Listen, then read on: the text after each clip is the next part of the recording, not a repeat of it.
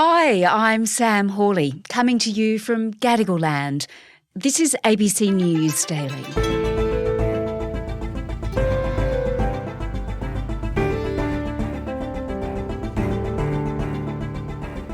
We've suffered through devastating bushfires and floods, but while we've been bearing the brunt of climate change, Australia hasn't even had a climate policy until this week, with the Greens striking a deal with the Albanese government on a bill that's meant to force the big polluters to slash emissions.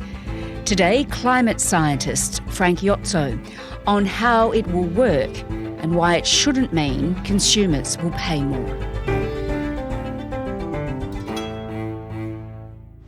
There will be, in law, for the first time in this country, a limit on the amount of pollution that these corporations, including the coal and gas corporations, can pollute. After a wasted decade under the Coalition, today is a very good day indeed.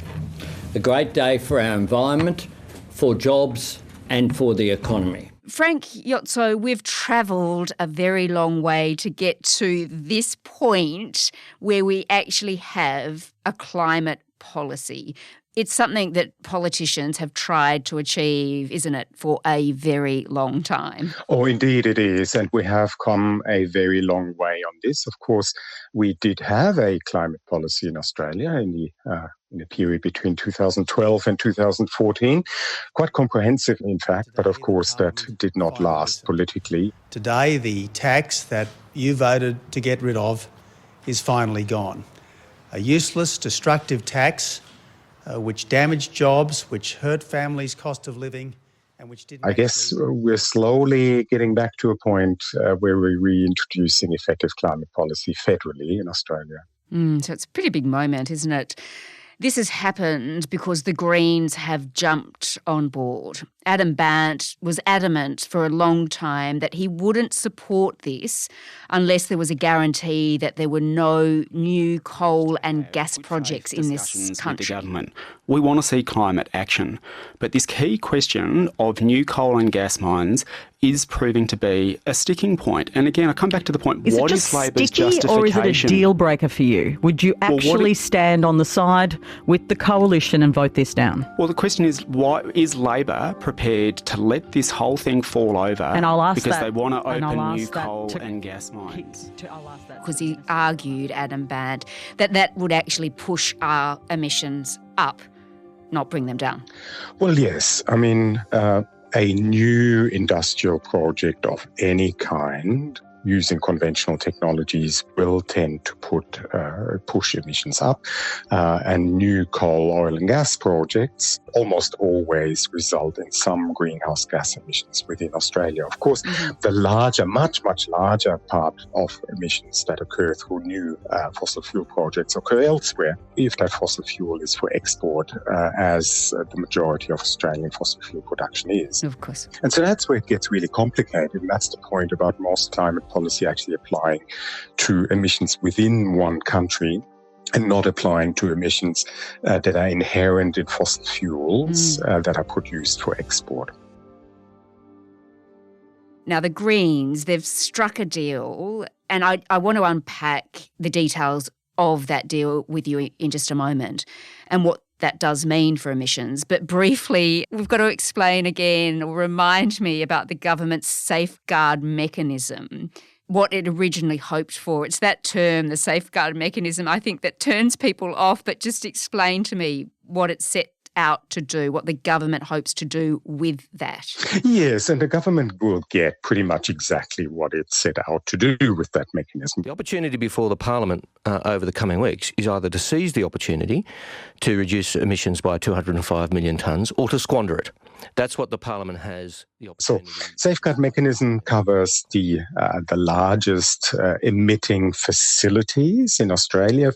You've got the coal mines, oil and gas industry, cement, glass, steel, other types of heavy industry production, and they will have a carbon trading scheme within that sector. A lot of different industries, 215 different facilities, 84 of which are fossil fuel facilities, but many are different types of facilities with varying degrees of capability at the moment to reduce their emissions on site. Take cement, for example. It's complicated and difficult. Inherently, they will be required to become 5% more emissions effective, or reduce the amount of emissions produced per unit of output by 5% per year. That's pretty steep. Now, all of these companies are allowed to trade with each other. So those that are doing better will be able to sell credits to those that don't do as well. And it's a financial transaction, of course, and out of that arises a very direct financial incentives to reduce emissions by as much as you can, or in fact to reduce emissions by more than you require to, and to sell the surplus credits to others. And that's precisely what you're getting under emissions trading. So it's a form of emissions trading where government doesn't take any money. The federal government's signature climate policy is set to pass through the parliament with the support of the Greens. The bill, which reforms what's known as the safeguard mechanism, is... Let's have a look now, Frank, at what the Greens have managed to change. You say it's limited, but what have they managed to change in this safeguard mechanism? So the deal with the Greens is that total emissions under the industry scheme shouldn't rise and in fact need to fall over time, irrespective of the link to the credit market. And so it will effectively limit the extent to which new heavily emitting industrial projects will be able to come into that mechanism. So what's agreed is the intent to create a hard limit of emissions, but to leave it open just exactly how that will be achieved, if and when it comes to the point where something needs to be changed to rein in emissions. Okay, so just so I've got this straight, Frank, because it can get confusing. It's pretty complicated. But under Labor's initial plan, new coal and gas projects could open without restrictions because they could buy offsets or carbon credits.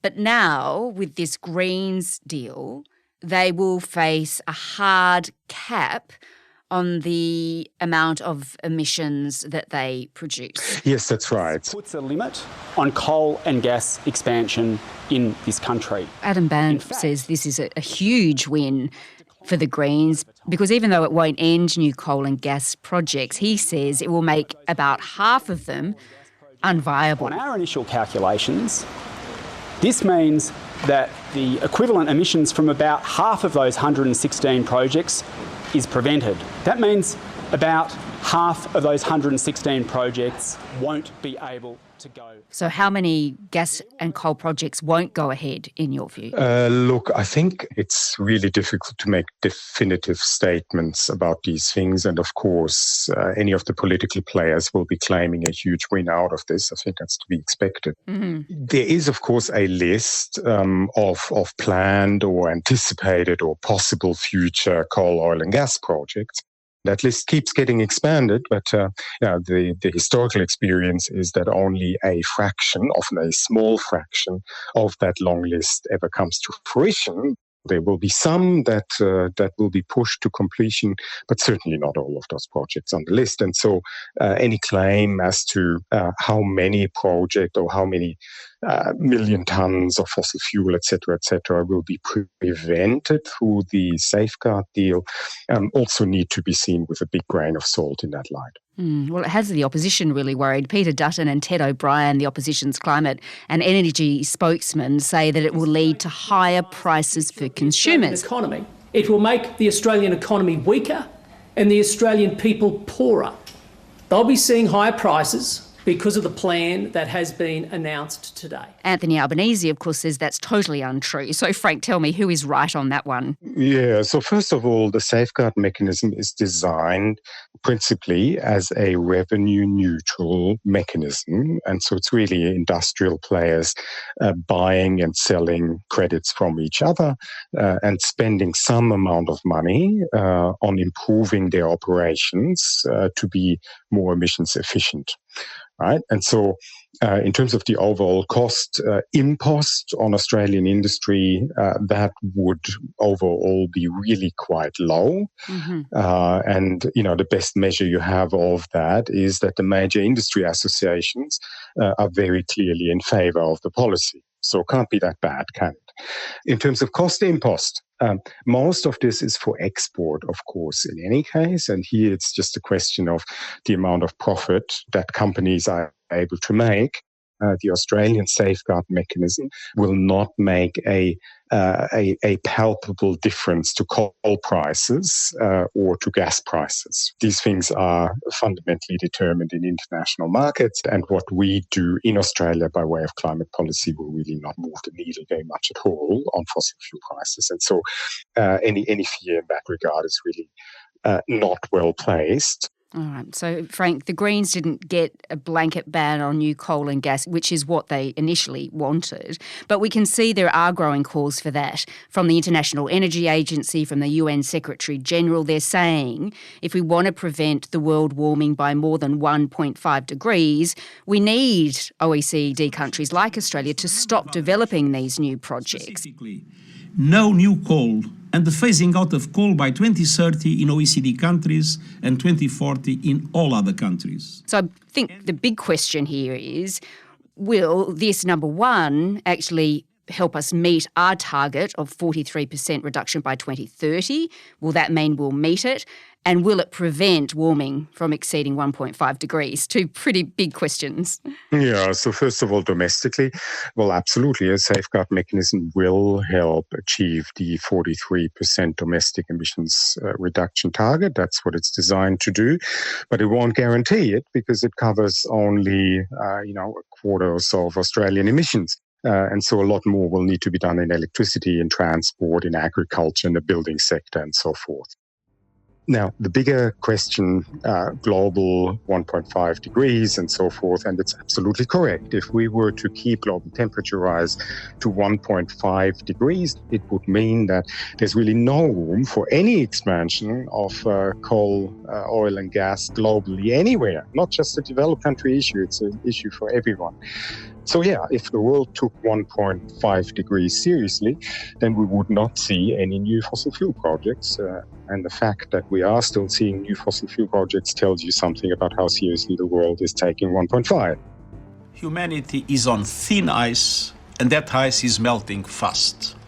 The rate of temperature rise in the last half century is the highest in 2,000 years.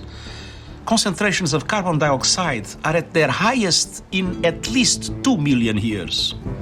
The climate time bomb is ticking. Dr. Frank Iozzo is an expert in environmental and climate change economics and a lead author of the UN's latest climate change report. The government hopes to have the safeguard mechanism passed through the Parliament this week. This episode was produced by Flint Duxfield, Chris Dengate, who also did the mix. Our supervising producer is Stephen Smiley. I'm Sam Hawley. Thanks for listening.